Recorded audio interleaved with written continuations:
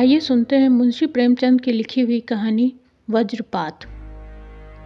दिल्ली की गलियां दिल्ली निवासियों के रुधिर से प्लावित हो रही हैं। नादिर शाह की सेना ने सारे नगर में आतंक जमा रखा है। जो कोई सामने आ जाता उसे उनकी तलवार के घाट उतरना पड़ता है। नादिर शाह का प्रचंड क्रोध किसी भांति शांत ही नहीं होता। रक्त की वर्षा भी उसके कोप की आग को बुझा नहीं सकती। नादिर शाह दरबार आम में तख्त पर बैठा हुआ है। उसकी आंखों में जैसे ज्वालाएं निकल रही हैं। दिल्ली वालों की इतनी हिम्मत कि उसके सिपाहियों का अपमान करे। उन कापुरुषों की यह मजाल। यह काफिर तो उसकी सेना की एक ललकार पर रणक्षेत्र से भाग निकले थे। नगरवासियों का अंतर्नाद सुन सुनकर स्वयं सेना का दिल कांप जाता, मगर नादिर शाह की क्रोधाग्नि शांत नहीं होती। यहाँ तक कि उसका सेनापति भी उसके सम्मुख जाने का साहस नहीं कर सकता था। वीर पुरुष दयालु होते हैं। असहायों पर, दुर्बलों पर, स्त्रियों पर उन्हें क्रोध नहीं आता। इन पर क्रोध करना वे अपनी शान के खिलाफ समझते हैं। किंतु निष्ठुर नादिर शाह की वीरता दया शून्य थी। अंत को जब सेना का पैशाचिक क्रूरता पराकाष्ठा को पहुंच गई तो मुहम्मद शाह के वजीर से न रहा गया। वह कविता का मर्मज्ञ था, खुद भी कवि था। जान पर खेल कर नादिर शाह के सामने पहुंचा और यह शेर पढ़ा। कशे न मांद की दीगर व तेगे नाज कुशी, मगर की जिंदा कुनी खल करा न बाज कुशी। अर्थात मेरी निगाहों की तलवार से कोई नहीं बचा। अब यही उपाय है कि मुर्दों को फिर से जिलाकर कत्ल कर। शेर ने दिल पर चोट किया। पत्थर में भी सुराग होते हैं, पहाड़ों में भी हरियालियां होती हैं, पाषाण हृदयों में भी रस होता है। इस शेर ने पत्थर को पिघला दिया। नादिर शाह ने सेनापति को बुलाकर कत्लेआम बंद करने का हुक्म दिया। एकदम तलवारें म्यान में चली गईं। कातिलों के उठे हुए हाथ उठे ही रह गए। जो सिपाही जहाँ था वहीं बुत बन गया। शाम हो गई। नादिर शाह बाग में सैर कर रहा था। बार बार वही शेर पढ़ता और झूमता। कशे न मांद की दीगर व तेगे नाज कुशी, मगर की जिंदा कुनी खल करा न बाज कुशी। दिल्ली का खजाना लुट रहा है।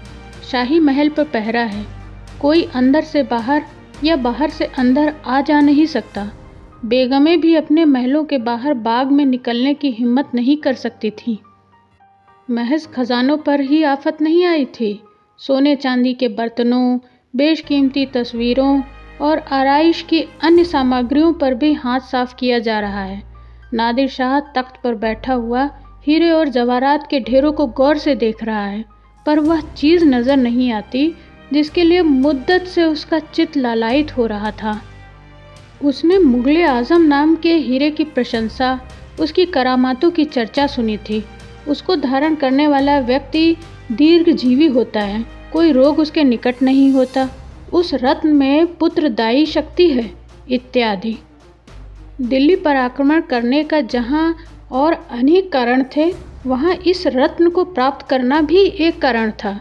सोने चांदी के ढेरों और बहुमूल्य रत्नों की चमक दमक से उसकी आंखें भले ही चौंधिया जाएं, पर हृदय उल्लासित ना होता। उसे तो मुगले आजम की धुन थी और मुगले आजम का कहीं पता न था। वह क्रोध से उन्मत्त होकर शाही मंत्रियों की ओर देखता और अपने अफसरों को झिड़कियां देता था, पर अपना अभिप्राय खोल कर न कह सकता था। किसी की समझ में न आता था कि वह इतना आतुर क्यों हो रहा है। यह तो खुशी से फूले न समाने का अवसर है। अतुल संपत्ति सामने पड़ी हुई है। संख्या में भी इतनी सामर्थ्य नहीं कि उसकी गणना कर सके। संसार का कोई भी महीपति इस विपुल धन का एक अंश भी पाकर अपने को भाग्यशाली समझता, परंतु यह पुरुष जिसने इस धनराशि का शतांत भी पहले कभी आंखों से न देखा होगा, जिसकी उम्र भेड़े चराने में ही गुजरी, क्यों इतना उदासीन है। आखिर जब रात हुई, बादशाह का खजाना खाली हो गया और उस रत्न के दर्शन न हुए तो नादिर शाह की क्रोधाग्नि फिर भड़क उठी। उसने बादशाह के मंत्री को, उसी मंत्री को जिसकी काव्य मर्मज्ञता ने प्रजा के प्राण बचाए थे, एकांत में बुलाया और कहा, मेरा गुस्सा तो तुम देख चुके हो। अगर फिर उसे देखना नहीं चाहते हो तो लाजिम है कि मेरे साथ कामिल सफाई का बर्ताव करो, वरना दोबारा यह शोला भड़का तो दिल्ली की खैरियत नहीं। वजीर, जहाँ पना, गुलामों से तो कोई खता सरजद नहीं हुई। खजाने की सब कुंजियाँ जनाबे आली के सिपा सलार के हवाले कर दी गई हैं। नादिर, तुमने मेरे साथ दगा की है। वजीर, त्योरियाँ चढ़ाकर, आपके हाथ में तलवार है और हम कमज़ोर हैं, जो चाहे फरमावें, पर इल्ज़ाम के तस्लीम करने में मुझे उज़्र है। नादिर, क्या उसके सबूत की ज़रूरत है? वज़ीर, जी हाँ, क्योंकि दगा की सज़ा कत्ल है और कोई बिला सबब अपने कत्ल पर रजामंद न होगा। नादिर, इसका सबूत मेरे पास है। हालांकि नादिर ने कभी किसी को सबूत नहीं दिया। वह अपनी मर्जी का बादशाह है और किसी को सबूत देना अपनी शान के खिलाफ समझता है। पर यहाँ ज़ाती मामला है। तुमने मुगले आज़म हीरा क्यों छुपा दिया? वज़ीर के चेहरे का रंग उड़ गया। वह सोचने लगा, यह हीरा बादशाह को जान से भी ज़्यादा अजीज़ है। वह इसे एक क्षण के लिए भी अपने पास से जुदा नहीं करते। उनसे क्यों कर कहूँ, उन्हें कितना सदमा होगा। मुल्क गया, खजाना गया, इज्जत गई। बादशाही की यही एक निशानी उनके पास रह गई है। उनसे कैसे कहूँ? मुमकिन है वह गुस्से में आकर इसे कहीं फेंक दें या तुड़वा डालें।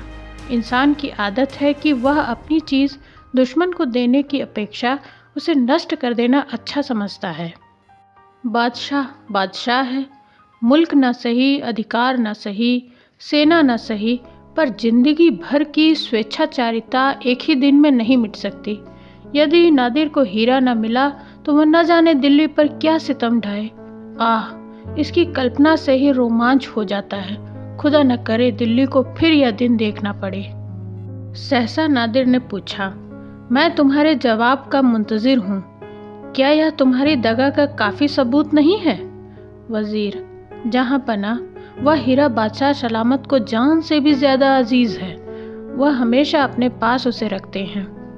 नादिर, झूठ मत बोलो। हीरा बादशाह के लिए है, बादशाह हीरे के लिए नहीं। बादशाह को हीरा जान से ज़्यादा अजीज़ है का मतलब सिर्फ इतना है कि वह बादशाह का बहुत अजीज़ है, और यह कोई वजह नहीं कि मैं उस हीरे को उनसे न लूँ। अगर बादशाह यूँ न देंगे तो मैं जानता हूँ कि मुझे क्या करना होगा। तुम जाकर इस मामले को नाजुक फहमी से काम लो, और जो तुमने कल दिखाई थी, आह कितना लाजवाब शेर था। कशे न मान की दीगर व तेगे नाज कुशी, मगर की जिंदा कुनी खल करा न बाज कुशी। मंत्री सोचता हुआ चला गया कि यह समस्या क्यों कर हल करूं। बादशाह के दीवान खाने में पहुंचा तो देखा बादशाह उसी हीरे को हाथ में लिए चिंता में मग्न बैठे हुए हैं। बादशाह को इस वक्त इसी हीरे की फिक्र थी। लुटे हुए पथिक की भांति वह अपनी वह लकड़ी हाथ से न देना चाहता था। वह जानता था कि नादिर को इस हीरे की खबर है। वह यह भी जानता था कि खजाने में इसे न पाकर उनके क्रोध की सीमा न रहेगी, लेकिन सब कुछ जानते हुए भी वह हीरे को हाथ से न जाने देना चाहता था। अंत को उसने निश्चय किया, मैं इसे न दूंगा, चाहे मेरी जान ही पर क्यों न बन जाए। रोगी की इस अंतिम सांस को न निकलने दूंगा। हाय, कहाँ छिपाऊं? इतना बड़ा मकान है कि उसमें एक नगर समा सकता है, पर इस नन्ही सी चीज़ के लिए कहीं कोई जगह नहीं। जैसे किसी अभागे को इतनी बड़ी दुनिया में भी कहीं पनाह नहीं मिलती। किसी सुरक्षित स्थान में न रखकर क्यों न किसी ऐसी जगह रख दूं कि जहां किसी का ख्याल ही न पहुंचे। कौन अनुमान कर सकता है कि मैंने हीरो को अपनी सुराही में रखा होगा? अच्छा, हुक्के की फर्शी में क्यों न डाल दूं? फरिश्तों को भी खबर न होगी। यह निश्चय करके उसने हीरो को फर्शी में डाल दिया, पर तुरंत ही शंका हुई कि ऐसे बहुमूल्य रत्न को इस जगह रखना उचित नहीं। कौन जाने, जालिम को मेरी यह गुड़गुड़ी ही पसंद आ जाए। उसने तुरंत गुड़गुड़ी का पानी तसरी में उड़ेल लिया और हीरे को निकाल लिया। पानी की दुर्गंध उड़ी, पर उतनी हिम्मत ना हुई कि खिदमतगार को बुला के पानी फिकवा दे। भय होता था कहीं वह ताड़ न जाए। इसी दुविधा में पड़ा हुआ था कि मंत्री ने आकर बंदगी की। बादशाह को उस पर पूरा विश्वास था, किंतु उसे अपनी क्षुद्रता पर इतनी लज्जा आई थी कि वह इस रहस्य को उस पर भी प्रकट न कर सका। गुमसुम होकर उसकी ओर ताकने लगा। मंत्री ने बात छेड़ी, आज खजाने में हीरा न मिला तो नादिर बहुत झल्लाया। कहने लगा, तुमने मेरे साथ दगा की है, मैं शहर लुटवा दूंगा, कत्लेआम कर दूंगा, सारे शहर को खाक सियाह कर डालूंगा। मैंने कहा, जनाबे आली को इख्तियार है, जो चाहे करें, पर हमने खजाने की सब कुंजियां आपके सिपह सलार को दे दी हैं। वह कुछ साफ साफ तो न कहता था, बस कनायों में बातें कर रहा था और भूले गीदड़ की तरह इधर उधर बौखलाया फिरता था कि किसे पाए और नोच खाए। मोहम्मद शाह, मुझे तो उसके सामने बैठते हुए ऐसा खौफ मालूम होता है गोया किसी शेर का सामना हो रहा हो। जालिम की आंखें इतनी तुंद और गजबनाक हैं, आदमी क्या है शैतान है। खैर, मैं भी उधेड़ बुन में पड़ा हूँ, फिर इसे क्यों कर छुपाऊं। सल्तनत जाए गम नहीं, पर इस हीरो को मैं उस वक्त तक न दूंगा जब तक कोई मेरी गर्दन पर सवार होकर इसे छीन न ले। वजीर, खुदा न करे कि हुजूर के दुश्मनों को यह जिल्लत उठानी पड़े। मैं एक तरकीब बतलाऊं? हुजूर उसे अपने अमामे यानी कि पगड़ी में रख लें, वहाँ तक उसके फरिश्तों का भी ख्याल न पहुँचेगा। मोहम्मद शाह उछलकर, वल्लाह, तुमने खूब सोचा, वाकई तुम्हें खूब सूझी। हजरत इधर उधर टटोलने के बाद अपना सा मुंह लेकर रह जाएंगे। मेरे अमामे को कौन देखेगा? इसी से तो मैंने तुम्हें लुकमान का खिताब दिया है। बस यही तय रहा। कहीं तुम जरा देर पहले आ जाते तो मुझे इतना दर्द सर न उठाना पड़ता। दूसरे ही दिन दोनों बादशाहों में सुलह हो गई। नादिर शाह को ईरान से चले अरसा हो गया था। वहाँ से रोज़ाना बागियों की बगावत की खबरें आ रही थी। नादिर शाह जल्द वहाँ लौट जाना चाहता था। इस समय उसे दिल्ली में अपनी सल्तनत कायम करने का अवकाश न था। सुलह पर राज़ी हो गया। संधि पत्र पर दोनों बादशाहों ने हस्ताक्षर कर दिए। दोनों बादशाहों ने एक साथ ही नमाज पढ़ी, एक ही दस्तरखान पर खाना खाया, एक ही हुक्का पिया और एक दूसरे के गले मिलकर अपने अपने स्थान को चले। मोहम्मद शाह खुश था। राज्य बच जाने की उतनी खुशी न थी जितनी हीरे के बच जाने की थी, मगर नादिर शाह हीरा न पाकर भी दुखी न था। वह सबसे हंस हंस कर बातें करता था, मानो शील और विनय का साक्षात अवतार हो। प्रातः काल है, दिल्ली में नौबतें बज रही हैं, खुशी की महफिलें सजाई जा रही हैं। 3 दिन पहले यहाँ रक्त की नदी बही थी, आज आनंद की लहरें उठ रही हैं। आज नादिर शाह दिल्ली से रुखसत हो रहा है।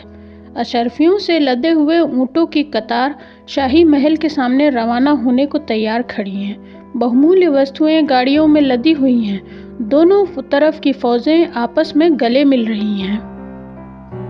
अभी कल दोनों पक्ष एक दूसरे के खून के प्यासे थे, आज भाई भाई हो रहे हैं। नादिर शाह तख्त पर बैठा हुआ है, मोहम्मद शाह भी उसी तख्त पर उसकी बगल में बैठे हुए हैं। यहाँ भी परस्पर प्रेम का व्यवहार है। नादिर शाह ने मुस्कुराकर कहा, खुदा करे यह सुलह हमेशा कायम रहे और लोगों के दिलों से इन खूनी दिनों की याद हमेशा के लिए मिट जाए। मोहम्मद शाह, मेरी तरफ से ऐसी कोई बात न होगी जो सुलह को खतरे में डाले। मैं खुदा से यह दोस्ती कायम रखने के लिए हमेशा दुआ करता रहूँगा। नादिर शाह, सुलह के जितने शर्तें थीं सब पूरी हो चुकी, सिर्फ एक बात बाकी है। मेरे यहाँ दस्तूर है कि सुलह के वक्त अमामे यानी कि पगड़ी बदल लिए जाते हैं। इसके बगैर सुलह की कार्रवाई पूरी नहीं होती। आइए हम लोग भी अपने अपने अमामे बदल लें। लीजिए, यह मेरा अमामा हाजिर है। यह कहकर नादिर ने अपना अमामा उतार कर मोहम्मद शाह की तरफ बढ़ाया। बादशाह के हाथों के तो तोते उड़ गए। समझ गया मुझसे दगा की गई है। दोनों तरफ के शूर सामंत सामने खड़े थे, न कुछ कहते बनता न सुनते। बचने का कोई उपाय न था और न कोई उपाय सोच निकालने का अवसर ही। कोई जवाब न सूझा, इनकार की गुंजाइश न थी। मन महसूस कर रह गया। चुपके से अमामा सिर से उतारा और नादिर शाह की तरफ बढ़ा दिया। हाथ कांप रहे थे, आंखों में क्रोध और विषाद के आंसू भरे हुए थे। मुख पर हल्की सी मुस्कुराहट झलक रही थी, वह मुस्कुराहट जो अश्रुपात से भी कहीं अधिक करुण और व्यथापूर्ण होती है। कदाचित अपने प्राण निकाल कर देने में भी इससे अधिक पीड़ा न होती। नादिर शाह पहाड़ों नदियों को लांघता हुआ ईरान को चला जा रहा था। 77 ऊँटों और इतनी ही बैलगाड़ियों की कतार देखकर उसका हृदय बांसों उछल रहा था। वह बार बार खुदा को धन्यवाद देता था जिसकी असीम कृपा ने आज उसकी कीर्ति को उज्जवल बनाया था। अब वह केवल ईरान का ही बादशाह नहीं, हिंदुस्तान जैसे विस्तृत प्रदेश का स्वामी भी था। पर सबसे ज़्यादा खुशी उसे मुग़ल आज़म हीरा पाने की थी, जिसे बार बार देखकर भी उसकी आंखें तृप्त न होती थीं। सोचता था, जिस समय मैं दरबार में यह रत्न धारण करके आऊँगा, सबकी आंखें झपक जाएंगी, लोग आश्चर्य से चकित रह जाएंगे। उसकी सेना अन्न जल के कठिन कष्ट भोग रही थी। सरहदों के विद्रोही सेनाएं पीछे से उसको दिख कर रही थीं।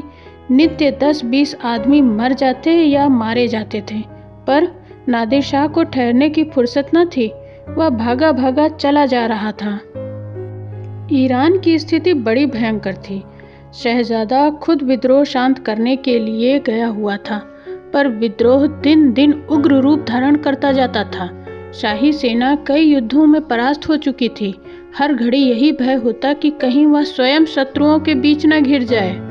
पर वाह रे प्रताप!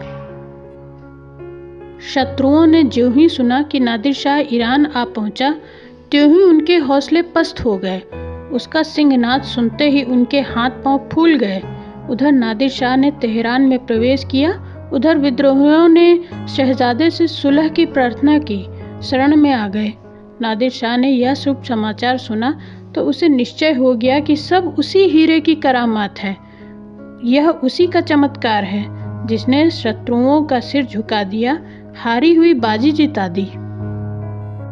शहजादा विजयी होकर घर लौटा तो प्रजा ने बड़े समारोह से उसका स्वागत और अभिवादन किया। सारा तेहरान दिवाली की ज्योति से जगमगा उठा। मंगल गान की ध्वनि से सब गली और कूचे गूंज उठे। दरबार सजाया गया, शायरों ने कसीदे सुनाए। नादिर शाह ने गर्व से उठकर शहजादे के ताज को मुगले आजम हीरे से अलंकृत कर दिया। चारों ओर मरहबा मीरब की ध्वनि सुनाई देने लगी। शहजादे के मुख की कांति हीरे के प्रकाश से दूनी चमक उठी। पितृ स्नेह से हृदय पुलकित हो उठा। नादिर, वह नादिर जिसने दिल्ली में खून की नदी बहाई थी, पुत्र प्रेम से फूला न समाता था। उसकी आंखों में गर्व और हार्दिक उल्लास से आंसू बह रहे थे। सहसा बंदूक की आवाज आई, धाएं धाएं। दरबार हिल उठा, लोगों के कलेजे दहल उठे। हाय, वज्रपात हो गया, हाय रे दुर्भाग्य। बंदूक की आवाज़ें कानों में गूंज ही रही थी कि शहजादा कटे हुए पेड़ की तरह गिर पड़ा। साथ ही वह रत्न जटित मुकुट भी नादिर शाह के पैरों के पास आ गिरा। नादिर शाह ने उन्मत्त की भांति हाथ उठाकर कहा, कातिलों को पकड़ो। साथ ही शोक से विहल होकर वह शहजादे के प्राणहीन शरीर पर गिर पड़ा। जीवन की सारी अभिलाषाओं का अंत हो गया। लोग कातिलों की तरफ दौड़े, फिर धाएं धाएं की आवाज़ आई और दोनों कातिल गिर पड़े। उन्होंने आत्महत्या कर ली। दोनों विद्रोह पक्ष के नेता थे। हाय रे मनुष्य के मनोरथ, तेरी भित्ति कितनी अस्थिर है। बालू पर की दीवार तो वर्षा से गिरती है, पर तेरी दीवार बिना पानी बूंद के ढह जाती है। आंधी में दीपक का कुछ भरोसा किया जा सकता है, पर तेरा नहीं। नादिर शाह को लोगों ने लाश पर से उठाया। उसका करुण क्रंदन लोगों को हिलाए देता था। सभी की आंखों में आंसू बह रहे थे।